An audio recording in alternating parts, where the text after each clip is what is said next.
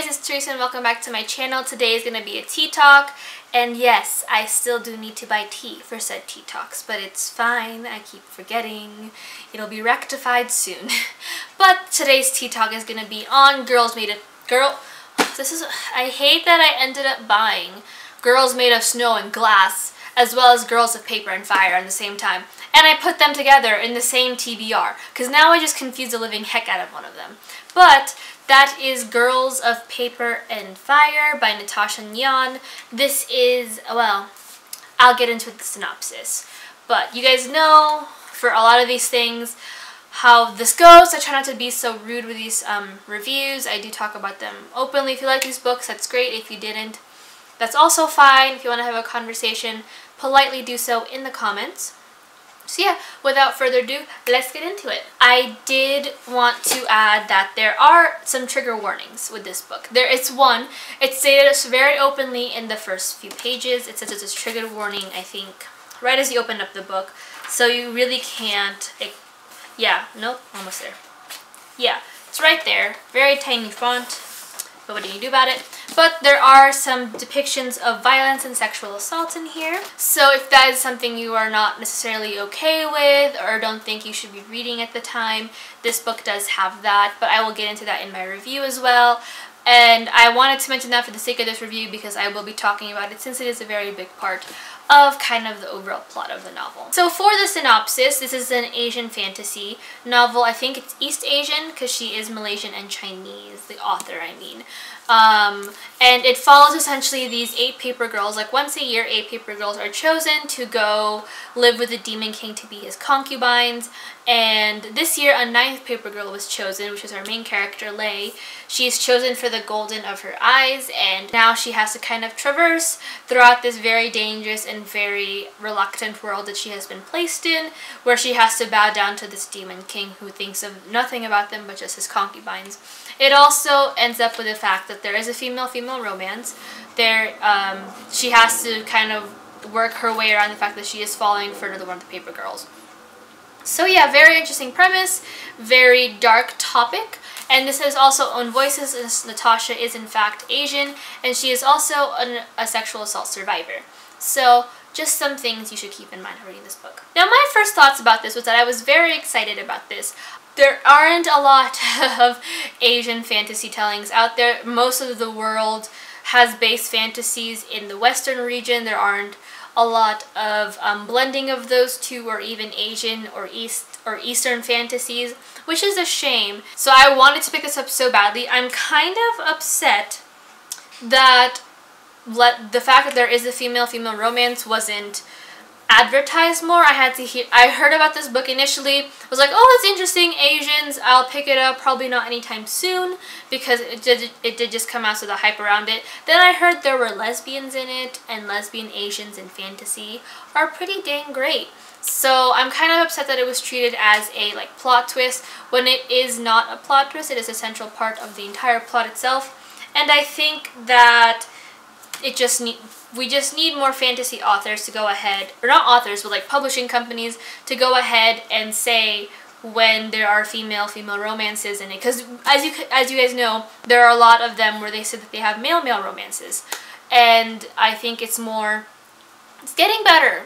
But I still think that there's some weird fetishization of lesbian or female-female romances, especially as to why they haven't been so openly put out there when publishing around comes. But that is not the fault of Natasha, it is the fault of the publishers. So hopefully that changes within the next year or so. Now let's move on to the things that I did like, because I haven't read this book in 2 weeks. If you see me look down a lot, I have my notes. Honestly, I think one of the main winning points of this book is that the world building is so fleshed out. Literally, I can't say much about it, but it does blur the lines between animal and human.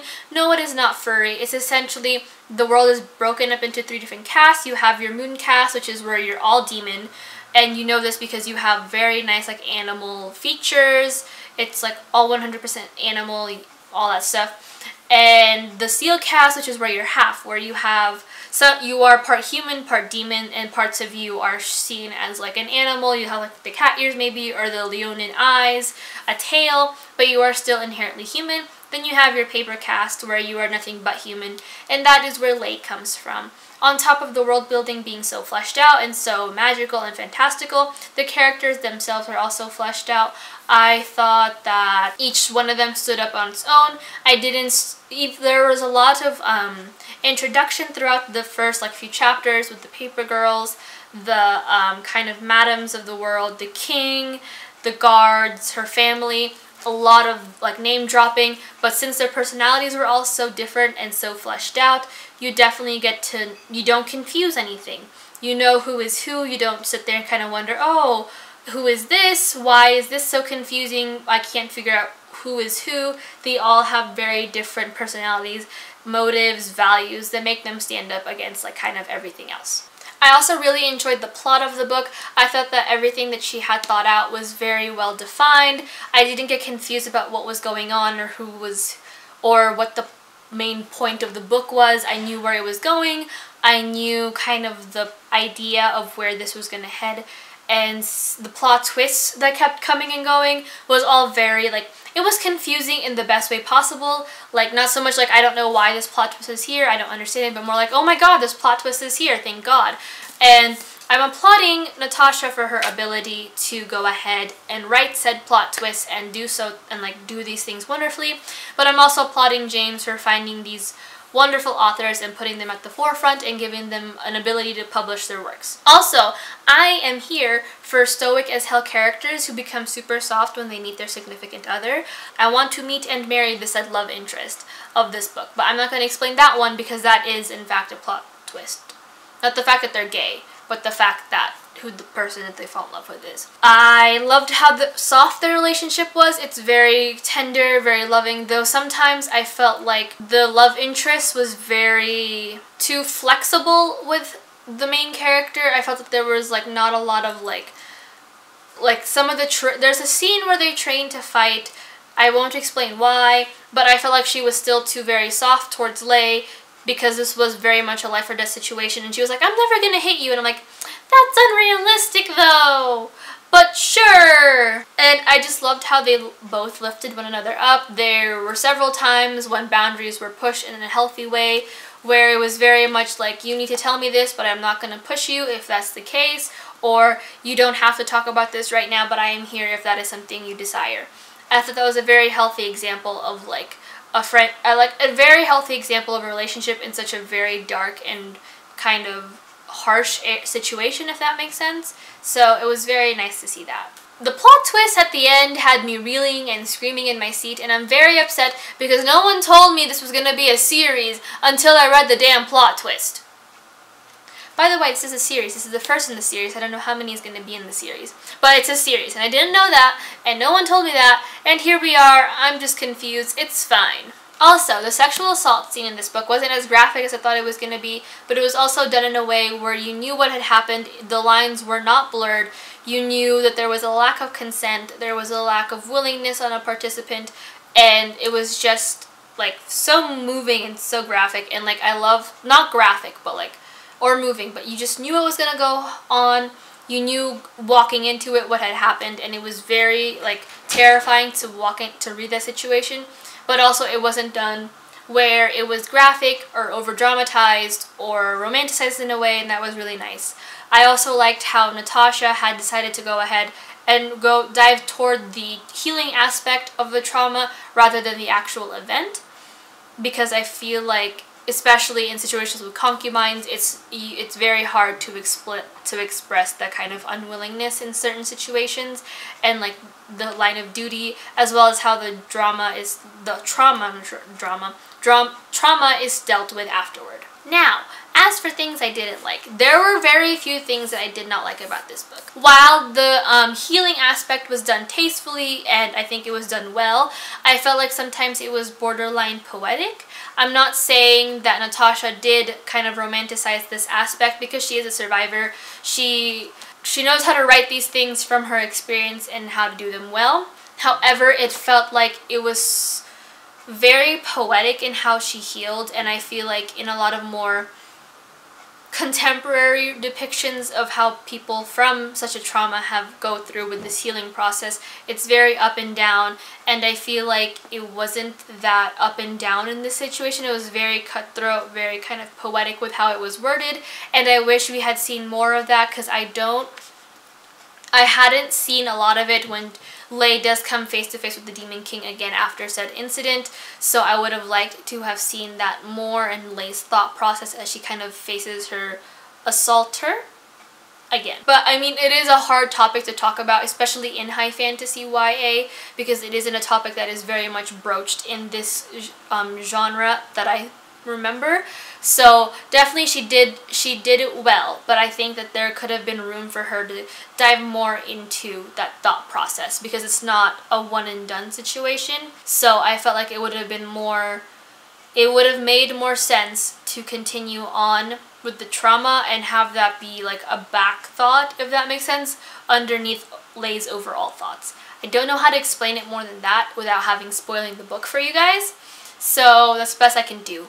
But if you guys want more thoughts on it, message me on Twitter, Instagram, comment down here, we'll tag the spoilers, it'll be fine. Another thing that I did not like was kind of the build up to the relationship. While the relationship was very cute, it was very soft, I felt like there was an instance in the book where like the very big three words have been dropped, you know, the illy situation, and I felt like that wasn't leading up to that as we had read. Like, we all know it's coming. It's a YA fantasy novel. It's young adult. In most books for young adult, the I love you is dropped right away. However, I felt like there wasn't that build up to it, to that I love you, until the situation, this like specific scene had occurred. So I wish that would have been expanded upon as to like when they both kind of realized it. But if that's not the case, then I'm okay with it being expanded upon later in the book. So, later in the series, I mean. Why are my arms so wimpy today? Overall, my rating and my recommendations is a 5 out of 5 stars for me. A very strong debut novel by Natasha.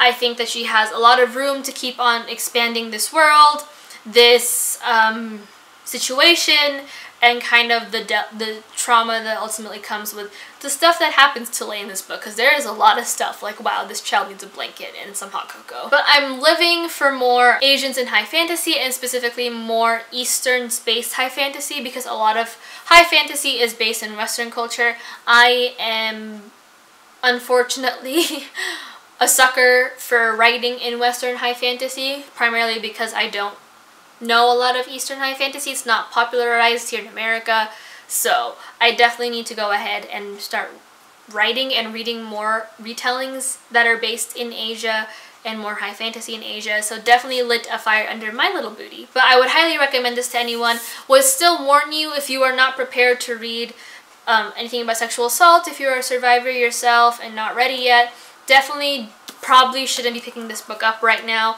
But if you are picking it up and you are a little wary, I suggest to take it a little slower and just like take a few deep breaths and know when to stop reading it if it gets a little too much for you.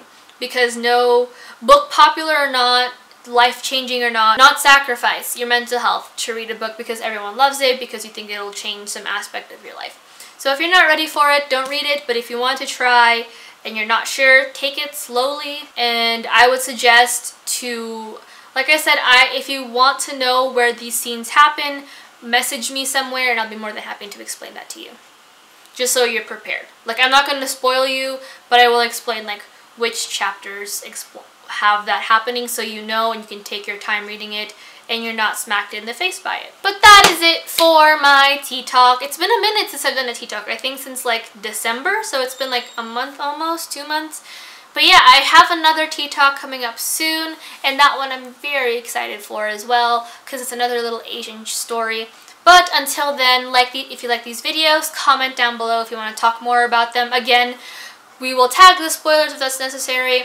If you didn't like this book, explain why. I like to have a healthy discussion about these things elsewhere. But if you want to know where these like specific trigger warnings are and how to kind of like be prepared for it if you're still wary, please feel free to contact me. I will not be angry in any way. I just want to make sure you guys jump into books with such heavy topics as this one with like as much preparation as possible, so you are not at all made upset or triggered or be sent into a spiral you weren't prepared for. But until my next video, I'll talk to you guys in the comments and everywhere else. Subscribe, I do upload twice a week, so yeah. But until then, I'll talk to you guys literally everywhere else. Bye!